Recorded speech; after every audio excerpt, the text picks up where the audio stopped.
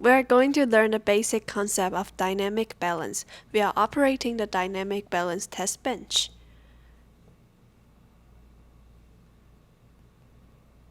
There are three types of unbalance in a mechanical system. They are static unbalance, couple unbalance, and dynamic unbalance. If we assign two equal masses on the same face of a balanced rotor, the axis of inertia will be displaced parallel to the axis of rotation, as marked by the red and the black horizontal lines. This is called static unbalance.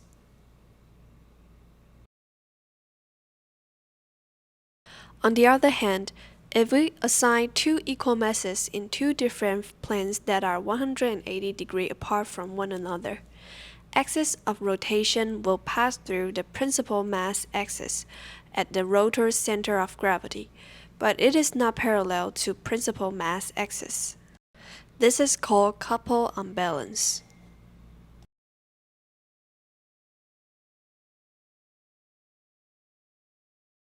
Lastly, if we assign two masses neither on the same face and 180 degrees apart from one another, the combination of static and coupled unbalance will occur. This will result in the axis of inertia and the axis of rotation not crossing and not being parallel.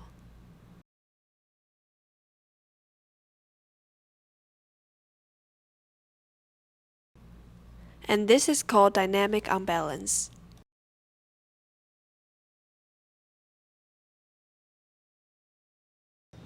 Here are the equipment used in this experiment. The oscilloscope, the power supply, the test bench, the set of counterweights, and the electronic scale.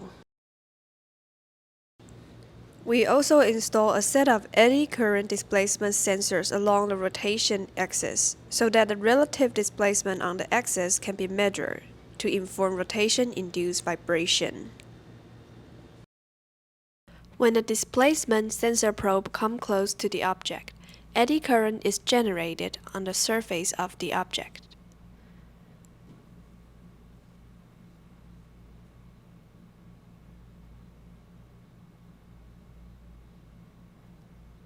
This eddy current induces a magnetic field. This magnetic field results in the impedance of the current in the displacement sensor. The impedance also changes with the distance between the displacement sensor and the object.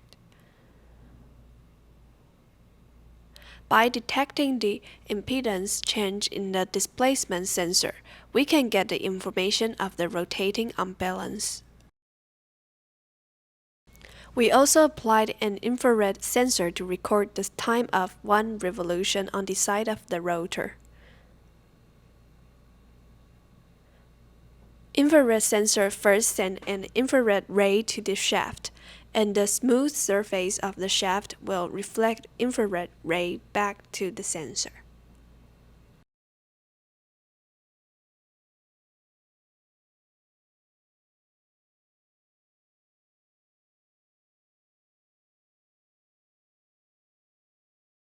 To ensure the relation between unbalanced amplitude and rotation phase, we stick a black sticker with a gap to absorb the infrared ray.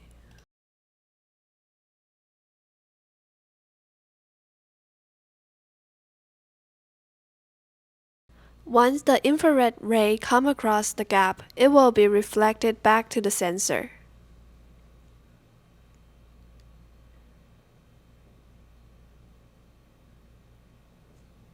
By this method, the sensor will output a signal when the rotor rotates for one revolution.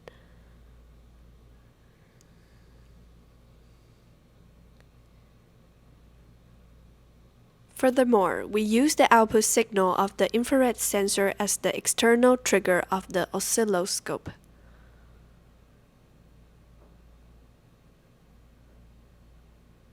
so that we can simultaneously capture the signals of the two displacement sensors and calculate the phase difference between the two.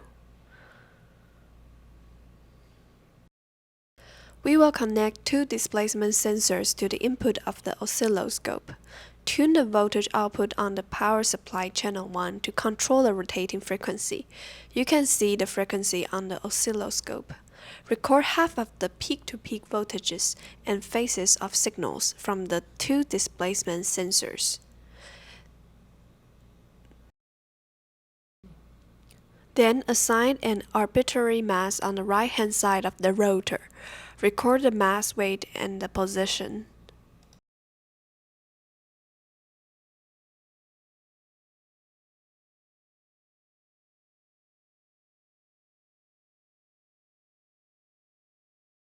Rotate with the same frequency and record the half of the peak-to-peak voltages and phases.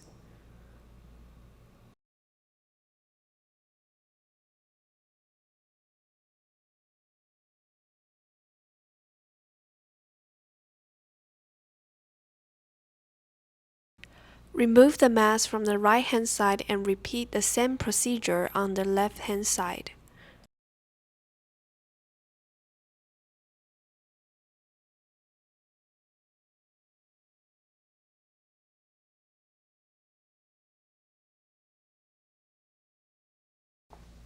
Rotate with the same frequency and record the half of the peak-to-peak voltages and phases.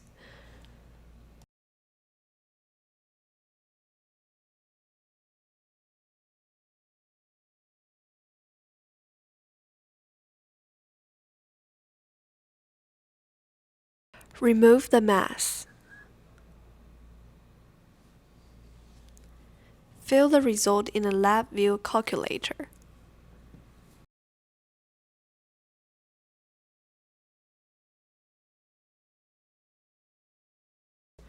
Fill the results under 6 Hz rotation in a static runout block.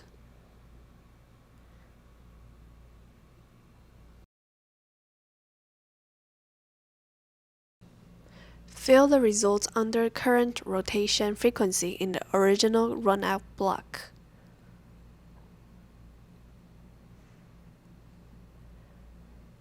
Fill both the results with the mass in the left trial weight and right trial weight block.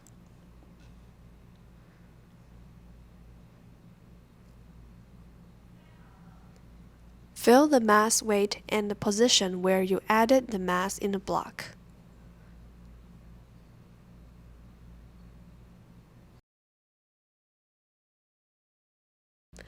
After completion, the calculator will recommend you the mass and the position you should add to reach the rotating balance.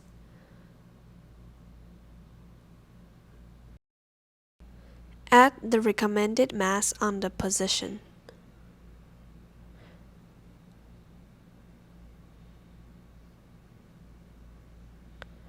Rotate with the same frequency and record the half of the peak-to-peak voltages and phases.